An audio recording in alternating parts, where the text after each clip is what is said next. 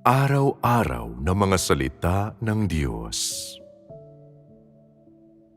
Ang buhay na ginugol sa paghahangad ng katanyagan at mabuting kapalaran ay iiwan ang isang tao na nalilito sa harap ng kamatayan.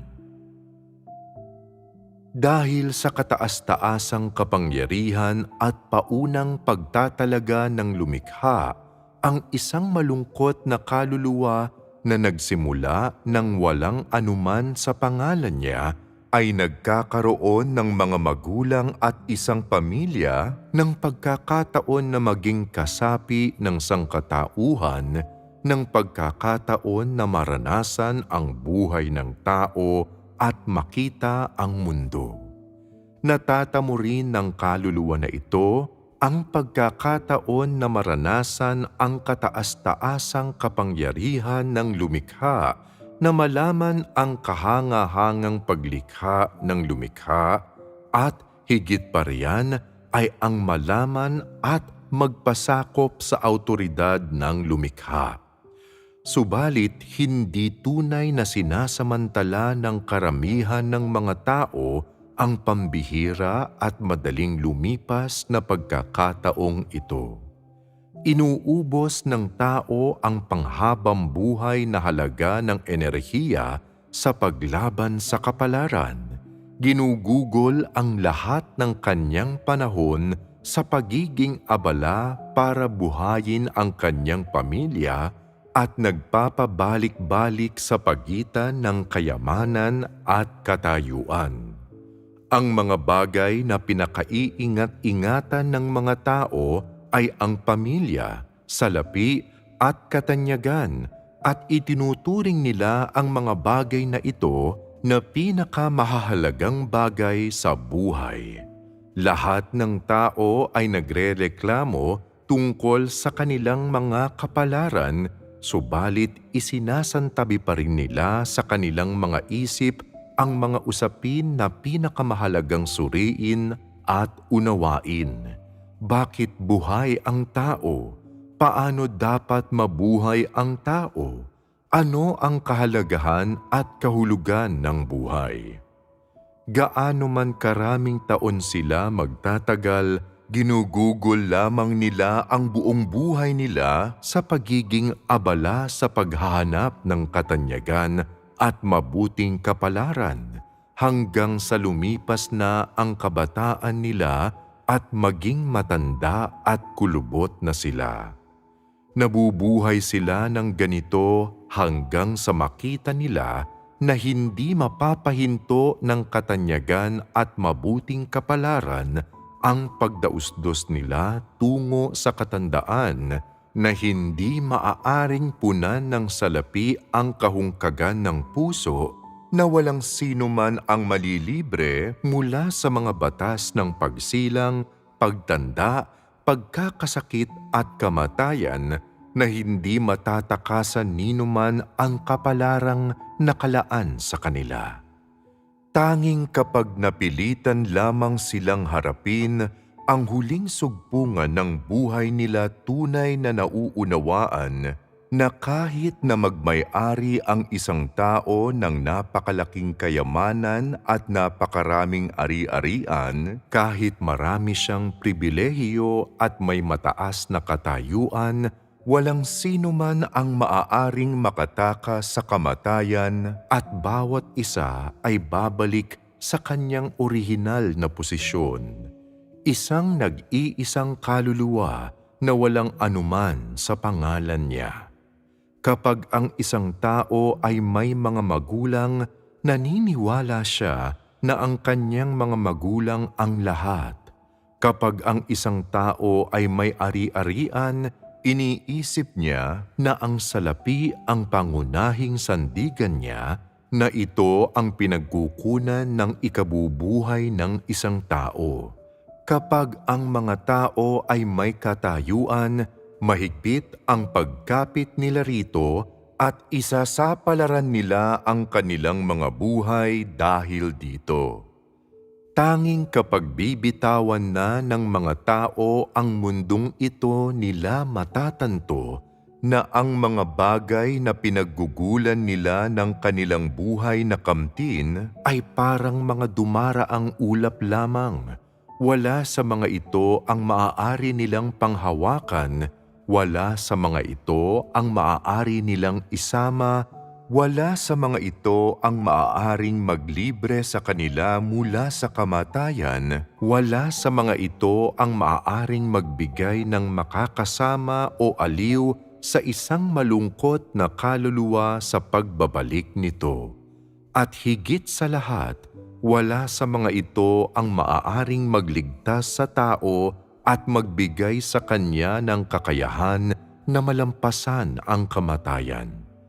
Ang katanyagan at mabuting kapalaran na natatamo ng isang tao sa materyal na mundo ay maaaring makapagbigay sa kanya ng panandaliang kasiyahan, lumilipas na kaaliwan at isang huwad na pakiramdam ng kaluwagan. Dahilan para mawala sa landas ang isang tao. Kaya habang sila ay kumakawag-kawag sa malawak na dagat ng sangkatauhan, nananabik sa kapayapaan, kaginhawahan at kapanatagan ng puso, ang mga tao ay mulit-muling nadadala sa ilalim ng mga alon. Kapag malalaman pa lamang ng mga tao ang mga katanungan na pinakamahalagang maunawaan, kung saan sila nanggaling, bakit sila nabubuhay, saan sila patutungo at iba pa, sila ay naaakit ng katanyagan at mabuting kapalaran, inililigaw, kinokontrol ng mga ito at tuluyan nang nawala. Mabilis na lumilipas ang panahon. Dumadaan ang mga taon sa isang kisap mata, at bago pa matanto ng isang tao, siya ay nakapagpaalam na sa pinakamaiinam na taon ng kanyang buhay. Kapag malapit nang lumisan ang isang tao mula sa mundo, unti-unti niyang natatanto na ang lahat sa mundo ay inaanod, na hindi na siya makakapit sa mga pag-aari niya na orihinal na sa kanya. Doon tunay na nararamdaman ng isang tao na siya ay walang kahit anong pag-aari, tulad ng isang tumataghoy na sanggol na kalalabas lang sa mundo. Sa puntong ito, napipilitan siyang pag-isipan kung ano ang nagawa niya sa buhay, ano ang kabuluhan ng pagiging buhay, ano ang kahulugan nito, bakit naparito siya sa mundo. At sa puntong ito ay mas ninanais niyang malaman kung tunay na may kabilang buhay, kung tunay na mayroong langit, kung talagang mayroong kabayaran. Habang mas papalapit ang isang tao sa kamatayan, mas ninanais niyang maunawaan kung tungkol talaga saan ang buhay. Habang mas papalapit siya sa kamatayan, tila nagiging mas hungkag ang puso niya. Habang mas papalapit siya sa kamatayan, mas nararamdaman niya ang kawalang kakayahan. Kaya lumalaki ang takot niya sa kamatayan sa bawat araw. May dalawang dahilan kung bakit ipinamamalas ng mga tao ang ganitong mga pakiramdam habang papalapit sila sa kamatayan. Una, malapit nang mawala sa kanila ang katanyagan at kayamanan kung saan nila isinalig ang kanilang buhay at iiwan na nila ang lahat ng nakikita sa mundo. At ikalawa, kakaharapin na nila ng mag-isa ang isang hindi pamilyar na mundo, isang misteryoso at di kilalang mundo na natatakot silang puntahan, kung saan ay wala silang mga mahal sa buhay at walang susuporta. Dahil sa dalawang dahilang ito, lahat ng humaharap sa kamatayan ay di mapalagay, nagugulumihanan at nakakaranas ng kawalang kakayahan na hindi nila kailanman naranasan.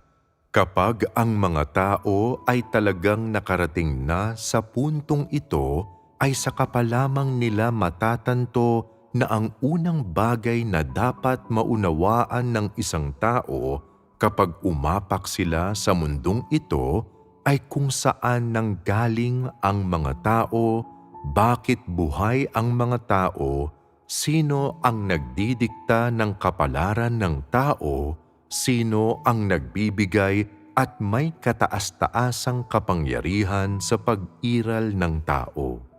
Sa kaalamang ito, tunay na nabubuhay ang isang tao, ang pangunahing batayan para patuloy na mabuhay ang tao, hindi ang pagkakatuto kung paano suportahan ang sariling pamilya o kung paano makakamtan ang katanyagan at kayamanan, hindi ang matutuhan kung paano mamumukod tangi sa karamihan ng tao o kung paano magkaroon ng isang mas marangyang pamumuhay, mas lalong hindi upang matutuhan kung paano mangibabaw o matagumpay na makipagpaligsahan sa iba. Bagaman ang pinagugugulan ng mga tao ng kanilang buhay na pagiging mahusay sa iba't ibang kasanayan para maipagpatuloy ang buhay ay maaaring makapaghandog ng kasaganaan sa mga material na kaginhawahan, ang mga ito ay di kailanman nakapagdadala sa puso ng isang tao ng tunay na kapayapaan at kasiyahan. Sa halip, ay patuloy na nagiging dahilan ang mga ito para mawala ng mga tao ang kanilang direksyon, mahirapang kontrolin ang kanilang mga sarili, mapalampas ang bawat pagkakataon na matutuhan ang kabuluhan ng buhay. Ang mga kasanayan na ito na para sa patuloy na pamumuhay ay lumilikha ng pagkaligalig kung paano angkop na haharapin ang kamatayan. Sa ganitong paraan, nasisira ang mga buhay ng mga tao. Tinatrato ng lumikha ang lahat ng patas, binibigyan ang bawat isa ng panghabang buhay na mga pagkakataon na maranasan at makilala ang kanyang kataas-taasang kapangyarihan, subalit tanging kapag papalapit na ang kamatayan, kapag nakaamba na sa isang tao ang kawit ni kamatayan, ay saka pa lamang makikita ng tao ang liwanag, at kapag nagkagayon ay huling-huli na ang lahat. Ginugugol ng mga tao ang kanilang mga buhay sa paghahanap ng salapi at katanyagan. Mahigpit silang kumakapit sa mga dayaming ito, iniisip na ang mga ito ang tanging paraan nila ng suporta na para bang kung mayroon sila nito ay maaari silang patuloy na mabuhay, na maaari silang malibre sa kamatayan. Subalit kapag malapit na silang mamatay, doon lamang nila natatanto kung gaano kalayo ang mga bagay na ito sa kanila, kung gaano sila kahina sa harap ng kamatayan, kung gaano sila kadaling mabasag, kung gaano sila kalungkot at tila walang kakayahan at walang matatakbuhan. Natatanto nila na ang buhay ay hindi nabibili ng salapi at katanyagan, na gaano man kayaman ang isang tao, gaano man kataas ang kanyang posisyon, lahat ng tao ay pantay-pantay na mahihirap at walang halaga sa harap ng kamatayan.